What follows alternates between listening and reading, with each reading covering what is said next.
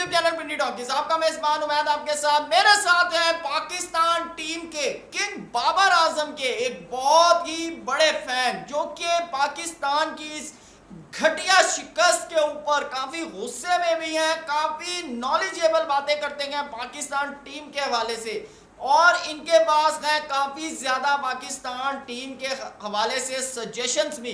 बाबर आजम के बहुत बड़े फैन हैं, और खास तौर पे आपको बताऊं हमारी बॉलिंग लाइन, यानी कि मैं आपको बताऊं कि जब इंडिया वर्सेस पाकिस्तान का मैच था तो हम सिंगल हैंडेडली कह रहे थे कि यार इंडिया जीतेगा, लेकिन ये वाहिद बंदा था जो यूएसए से हारने के बाद भी कहता था किंग बाबर देखना ये कर देगा, किंग शाहीन ये कर देगा, किंग रिजवान ये कर देगा, और Pakistan team 2024 T20 world cup जरूर जीत कर आएगी। जी हाँ, तो इनसे हम बात करते हैं।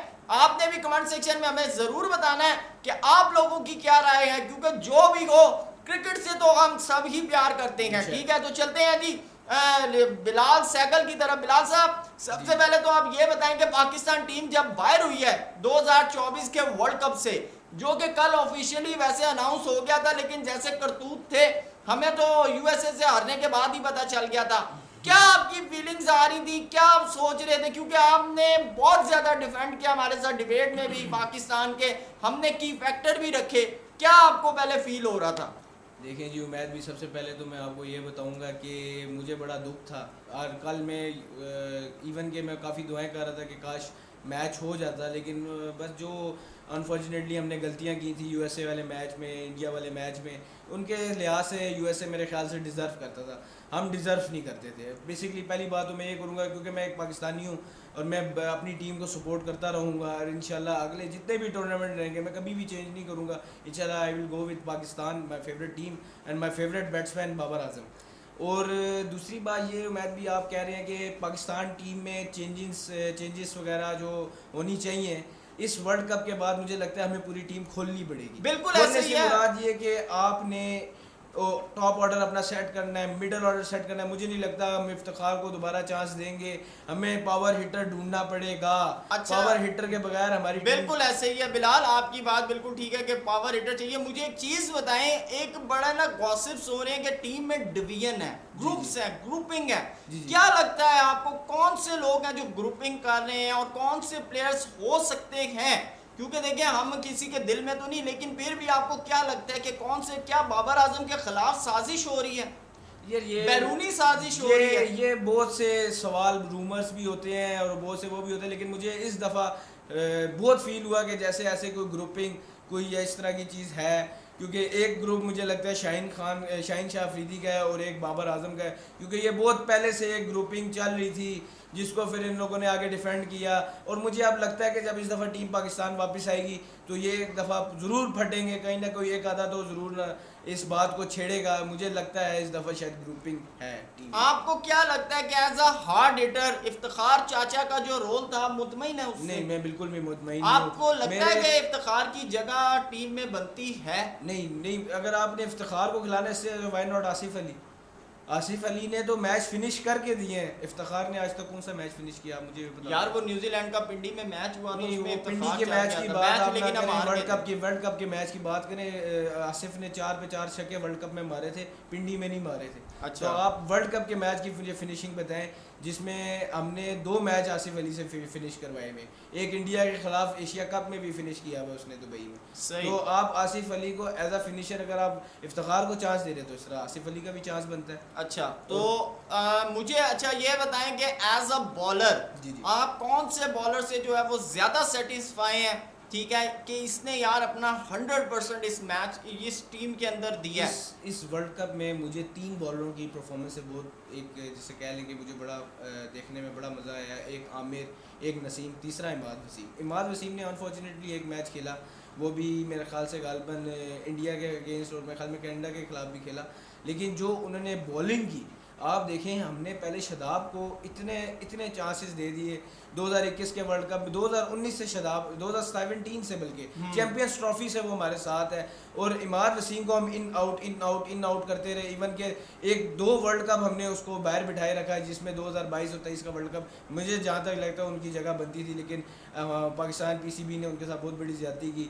बाबर इमाद और आमिर दोनों को आना चाहिए था 23 के वर्ल्ड कप में, जगह भी बनती थी, लेकिन बस बात वही है थोड़ी सी टीम्स डाइवर्ट हुई हुई थी, दूसरी पोजीशंस लेके बैठी हुई थी। तो इसमें हम कह सकते हैं कि मुझे 3 बॉलरों ने बहुत मुतमईन किया, आमिर, नसीम और इमाद वसीम। सही। तो शाहीन और हारिस जो हैं, लोग तो यार बड़ा शाहीन और हारिस जब बॉल कर रहे थे वो कर रहे होते हैं, कहते हैं जी फर्स्ट ओवर के अंदर पहली विकेट। तो शाहीन, आप शाहीन के फैन नहीं हैं? नहीं, मैं शाहीन का बिल्कुल भी फ़ैन नहीं हूँ। उसकी अच्छा। वजह सबसे बड़ी शाहीन के फ़ैन ना होने की सबसे बड़ी, मैं उसका बहुत बड़ा फ़ैन होता अगर वो इंजरी के बाद अपनी स्विंग, पेस और रिदम वापस ले आते। अच्छा। इन तीनों चीज़ों को वो अपनी इंजरी के बाद खो चुके थे। मेरे सही। ख्याल से उनको परफॉर्म बेटर करना चाहिए था। उनका स्विंग बहुत अच्छा था 2021 में, 22 में थोड़ा सा जब इंजरी से पहले आई थिंक इंग्लैंड वाले मैच में भी उन्होंने एलेक्स हेल्स की विकेट ली थी, वो भी बॉल बहुत, उसके बाद मैंने अब तक उनका कोई स्विंगिंग बॉल नहीं देखा। सही। और मुझे नहीं तो लगता कि बिलाल मुझे एक चीज़ बताएं, हमारे पास टीम में एक शो पीस है,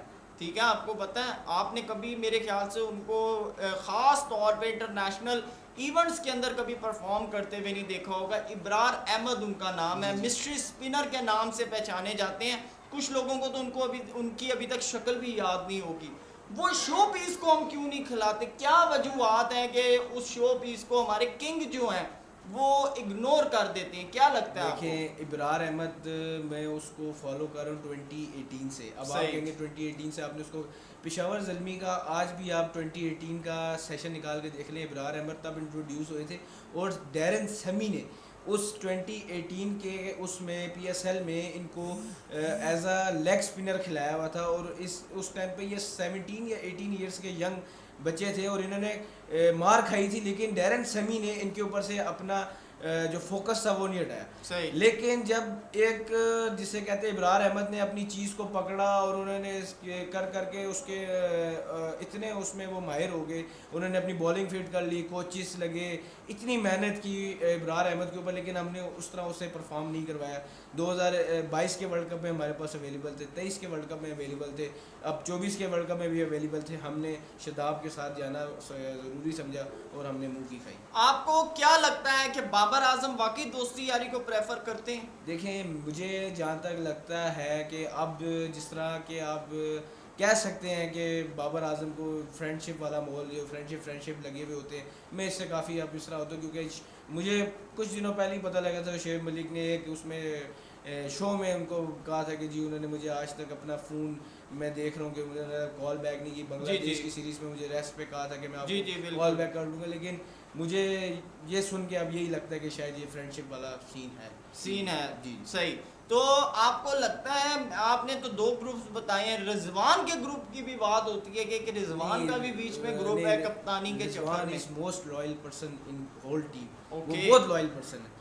तो मुझे नहीं लगता कि उसने कोई ग्रुपिंग जिस तरह के किसी चक्कर में इन्वॉल्व हुआ होगा, अनलेस बेचारा बहुत हार्ड वर्किंग है और कीप इट अप, यही कह सकते हैं उसको, और वो इसी में लगे। फ्यूचर क्या देखते हैं पाकिस्तान टीम का इस वक्त? देखें, फ्यूचर- सरफराज की कप्तानी के बाद से हम लोग वो 2017 का एग्रेसिव माइंडसेट टीम का जो बना हुआ था, वो मेरे ख्याल से 2022 का जो हमने फाइनल खेला है, उसके बाद से आपको ऐसे, जब वो कहते हैं ना कि जब डाउनफॉल आता है तो एकदम नहीं आता, आहिस्ता आहिस्ता आता है, और आहिस्ता आहिस्ता करते हुए ऐसा आया कि 2023 वर्ल्ड कप में हमारी जो पोजीशन थी आपके सामने थी, हम अफगानिस्तान से मैच हार गए, जो बड़ा पथेटिक रहा पाकिस्तानी फैंस के लिए। फिर हमारा 2024 T20 वर्ल्ड कप से पहले इतनी बड़ी हाइप क्रिएट होना, इमाद वसीम आमिर आए ही जीतने के लिए हैं, ये हो जाएगा वो हो जाएगा, फिर उसके बाद ये इस पोजीशन के ऊपर आना, और अगले साल 2025 की चैंपियंस ट्रॉफी पाकिस्तान में होना, क्या देखते हैं पाकिस्तान टीम का फ्यूचर? देखें, आपने बात की 2023 के वर्ल्ड कप की, मैं थोड़ी सी बातें करना चाहूँगा। 2023 का वर्ल्ड कप पे ओवर हाइटेड था, पाकिस्तान की तरफ से बहुत ओवर हाइटेड था। हमने बाबर आजम को पता नहीं क्या कह दिया था, बाबर आजम ट्रिपल सेंचुरी मार देगा, बाबर आजम ये कर देगा, शाहीन ये कर देगा, हारिस राव खुन्ने खोल देगा उनके। ये बहुत हमने ना अपनी टीम को खुद ख़राब किया, ओवर रेटेड कर करके। अब आप देखें कि जब ओपनिंग सेरेमनी हुई थी इंडिया में, आपने बाबर को एक स्पेशल किस्म के जहाज़ में फ्लाई करवा के उधर भेजा और उनके पूरे स्टाफ में, मेरे ख्याल से इस तरह ओवर रेटेड नहीं होना चाहिए था। हमने इतना शोर मचाया हुआ था कि इंडिया ने भी बाबर आजम को ओवर रेटेड कर दिया, और ओवर रेटेड होने की वजह से ही हम लोग इतना जो डाउनफॉल हुआ हमारा, उसकी वजह ही यही थी कि हम बहुत ज़्यादा, वो जिसे कहते हैं ना कि जो शौक़े ज़्यादा हो जाए तो फिर ये तो हो ही जाता है, हम शौक़े बहुत हो गए ठीक हो गया इसके वर्ल्ड कप में।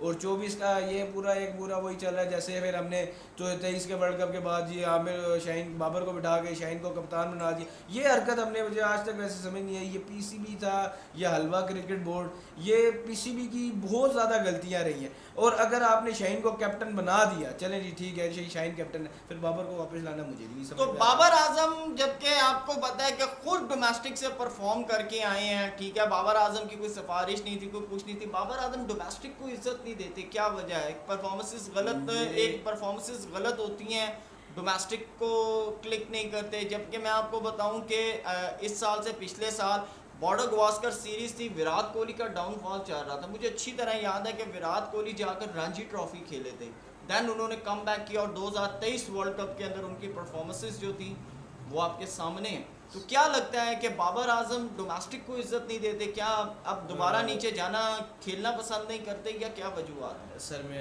मैं भी आपकी बात का एक छोटा मुख्तसर सा जवाब देना चाहूँगा। मुझे आप इंडिया को ना पाकिस्तान को कभी कंपेयर नहीं कर सकते। इंडिया में ना सबसे बड़ी बात ये है उधर परफॉर्मेंस चाहिए। अगर आपको अभी भी पता होगा, इस वर्ल्ड कप से पहले इंडिया की पूरी सिलेक्शन कमेटी आईपीएल के ऊपर नजर गाड़ी बैठी हुई थी और वो फुल्ली फोकस थे विराट कोहली को बाहर बिठाने पे। लेकिन मीटिंग हुई थी, रोहित शर्मा अड़े हुए थे, उन्होंने कहा कि नहीं, मैं विराट कोहली के बगैर वर्ल्ड कप नहीं खेलूंगा। तो इस जिद की वजह से आगे इंडिया ने डिसीजन लिया और इंडिया सिलेक्शन कमेटी आज सुख में बैठी होगी क्योंकि उनका डिसीजन बिल्कुल राइट था। विराट कोहली का पूरे आप देख ले 3 मैचेस में आयरलैंड के खिलाफ भी, पाकिस्तान के खिलाफ भी, कनाडा के खिलाफ भी उन्होंने परफॉर्म नहीं किया। बिल्कुल। तो आप ये कह सकते हैं इंडिया की जो सिलेक्शन कमेटी है बहुत टफ डिसीजन लेती है, और उन्होंने जब विराट कोहली को ड्रॉप करना था तो वो उस चीज़ के ऊपर आ गए थे। इवन कि अगर यही सिचुएशन हमारे बाबर आजम पे बनी हुई होती तो हमने तो कहना था नहीं जी, बाबर के बगैर तो हम 2023 वर्ल्ड कप में थी, हमने कप्तान बना के भेज दिया, हम पूरे उस सिस्टम के खिलाफ लड़ पड़ते। तो बेसिकली खामियां हम में है। आप इंडिया को पाकिस्तान को, मैं आपको कह रहा हूँ, आप कभी कंपेयर नहीं कर सकते। उनकी विराट कोहली एक बहुत बड़ा समझदार इंसान है, उसको पता है कि मैं जिधर गलत कर रहा हूँ मुझे उसको ठीक करना पड़ेगा। तो वो इस वजह से अपने देखें, प्लेयर बनता है नीचे से, ऊपर से कोई प्लेयर नहीं बनता। बाबर आजम की आपने बात की, वो नीचे से आए थे। मुझे आज भी याद है बाबर आजम ने 2013 का, 2016 का, 2019 का, 2000 नहीं सॉरी, अंडर 13, अंडर 16, अंडर 19 सारा खेल के ऊपर तक आए। अच्छा, तो आपको मुझे एक बात बताएं कि आपने बाबर आजम की बात की, क्या आपको इस नक्शे में पाकिस्तान में और प्लेयर्स नज़र नहीं आते हुए? इमामुल हक, मैं इसकी ज़रूर बात करना चाहूँगा। इमामुल हक एक प्रॉपर बैट्समैन फॉर ओडीआई, और अब्दुल्ला शफीक भी एक ओडीआई के लिए बहुत प्रॉपर एक बैट्समैन है। फ़खर उन्होंने तो 2023 वर्ल्ड कप खेला है ना, नहीं, लेकिन खेला फ्लॉप, एक साल फ्लॉप रहने से वो, बल्कि इमामुल हक पे तो क्रिटिसिज्म होता है कि इसको बाबर की वजह से रखा हुआ है, इसकी तो परफॉर्मेंस नहीं। मुझे उम्मीद भी इस चीज़ पे आपसे, उसका एक शॉट है ये वाला, ठीक है ना, वो पूरे 2023 के वर्ल्ड कप में इसी पर आउट हुआ है, वो उसको कवर नहीं कर सका। जी बिल्कुल। मैं इस बार में आपको मैंने अभी यही बताया कि पाकिस्तान टीम का जो प्लेयर जिस चीज़ पे फंसता है वो उसको प्रैक्टिस बिल्कुल आप जैसे बाबर आजम आजकल अपनी न्यू वो टुच्ची शॉट में ओडीआई वर्ल्ड कप में भी विकेट दे के, T20 वर्ल्ड कप में भी उसमें 2 दफ़ा विकेट दे दी, कनाडा के खिलाफ भी इसी शॉट पे। बिल्कुल, मुझे नहीं लगता कि 1 रन के पीछे आपको अपनी विकेट गवानी चाहिए। ये तो वही बात हुई कि बैल मुझे मार, बिल्कुल 1 रन के पीछे विकेट नहीं। अच्छा, एक बाबर आजम पे एक और कहा जाता है कि पाकिस्तान टीम को शायद बदवा लगी है उन डोमेस्टिक प्लेयर्स की जिन्होंने डोमेस्टिक में बहुत अच्छा परफॉर्म किया। हसीबुल्ला हो गए, साहिबजादा फरहान हो गए, उसके अलावा PSL के अंदर मोहम्मद अली हो गए, जैसे इन लोगों को टीम में मौका ना देने के ऊपर, क्या लगता है आपको ऐसा कोई जी, सिनेरियो मैं बना? इस बात से आपकी बिल्कुल सहमत हूँ, क्योंकि जी भाई जिनका हक बनता है उनको आगे आना चाहिए। जैसे साहिबजादा फरहान की आपने बात की, मैं उसका बहुत बड़ा फ़ैन हूँ। अभी लोअर कलर की तरफ से ओपन करते हुए उन्होंने 350 किए, 3 लगातार मैच 350 हैं। बिल्कुल। तो मुझे नहीं समझ में आई कि इतने डोमेस्टिक का अच्छा प्लेयर हो गए। अब आप जातियों की बात करेंगे तो मैच भी बहुत आगे तक जाती है, हमने बहुत प्लेयर खाए हैं। इसी तरह आप फवाद आलम की भी मिसाल ले लें, उनको हमने किस उम्र में किस हिस्से बिल्कुल में ऐसे आके ही। खिलाया। उसके बाद उन्होंने 4 सेंचुरीज स्कोर की और उसके बाद उन्होंने 2 मैचों में टेस्ट मैचों में स्कोर नहीं किया, हमने उनको बाहर कर दिया। सो मुझे नहीं लगता कि हम जातियाँ बहुत करते हैं। पीसीबी को चाहिए कि एक स्ट्रेट फॉरवर्ड पोजीशन ले। पीसीबी का चेयरमैन कोई ऐसा आना चाहिए जो सॉलिड बंदा हो। हमारा पाकिस्तान मोहसिन का नकवी से ज्यादा सॉलिड कौन हो सकता है? सॉलिड में इन अ सेंस ये नहीं कह रहा मैं, सॉलिड इन द माइंड के हिसाब से कह रहा हूँ। मोहसिन नकवी यार बहुत अच्छे एडमिनिस्ट्रेटर हैं। देखें मैं भी इस चीज़ से भी मैं इख्तलाफ करूँगा, एक बंदा बहुत अच्छा है, मैं इसकी कोई बुराई नहीं कर रहा, लेकिन आपने उनको वज़ीर दाखिला भी बनाया हुआ, तो आप ज़रा इन चीज़ों मतलब एक बंदा एक चीज़ हैंडल करे तो ज़्यादा सॉफ्ट रहेगा। तो मेरे इस पॉइंट ऑफ व्यू के ऊपर मैं ये कहना चाह रहा हूँ कि वो ठीक तरीके से या तो वो एक पाकिस्तान के इस चीज़ को टाइम दे दे या वो पीसीबी को टाइम दे दे, तो इससे ज़्यादा बेहतर। बाबर आजम को बतौर कप्तान जी आगे चलता हुआ देखते हैं या नहीं? आई गेस नहीं, मेरे ख्याल से बाबर आजम को स्टेप डाउन कर देना चाहिए। कोई भी कप्तान है, मैं आपको अभी ये बात प्रिडिक्ट करके दे रहा हूँ, कोई भी कप्तान है बाबर आजम उसके अंडर खेलेगा और अच्छा स्कोर करेगा। जैसे कि अभी पिछले दिनों आपने देखा था शाहीन शाह अफरीदी जब कप्तान बने थे, बाबर आजम ने 1 डाउन पे आगे 350 स्कोर की थी और तीनों बड़े अच्छे। आगे पाकिस्तान टीम का फ्यूचर ब्राइट देख रहे हैं या डाउन देख रहे हैं? देखें अगर हमने कोई सही जिस तरह के जो यंगस्टर्स हमारे पास हैं, अगर हमने उनको अवेल किया तो बहुत ब्राइट है। और अगर हमने यही जिस तरह आमिर के साथ जाती हुई इमाद वसीम ज्यादतियों पे रहे तो फिर कभी किसी की किस प्लेयर को टीम से निकलता हुआ देखना चाहते हैं? इफ्तिखार अहमद, आजम खान और एक बॉलर है हमारे शाहीन शाह अफरीदी। हारिस रऊफ? हारिस रऊफ को अगर आप देखें, मैं इख्तलाफ थोड़ा सा ये कि हमारे वो तो पास ओडीआई के बॉलर ही नहीं है। नहीं, ओडीआई में तो उनकी कोई पोजीशन नहीं बनती। मैं एक T20 में बात करूं कि हमारे पास मिडल लास्ट 10 ओवर्स के लिए फिर कोई बॉलर नहीं बचेगा। एक अब्बास अफरीदी है, उसके अलावा मुझे नहीं लगता कोई। अगर हाँ हम अगर वसीम जूनियर और एक और ऑलराउंडर में मिस करो आमिर जमाल, अगर इनको सही तरह पॉलिश कर ले तो फिर हारिस रऊफ की तो शादाब खान? शादाब खान का फ्यूचर खत्म हो गया बिल्कुल खत्म। बहरहाल जी, ये पाकिस्तान के फैंस से मेरी इनसे जब से पाकिस्तान मैच हारा है मेरी इनसे बड़ी डिबेट हुई। मैंने कहा अपने फैंस के आगे भी अपने जो व्यूअर्स हैं उनको भी दिखाऊं, तो आप भी कमेंट सेक्शन में अपनी राय से हमें ज़रूर बताइएगा। जो क्वेश्चन हमने इनसे किए यही सवाल आप लोगों से भी बनते हैं, आप अपनी राय से हमें ज़रूर बताइएगा। वीडियो पसंद आए तो लाइक कीजिएगा। Thank you so much. अल्लाह हाफ़िज़।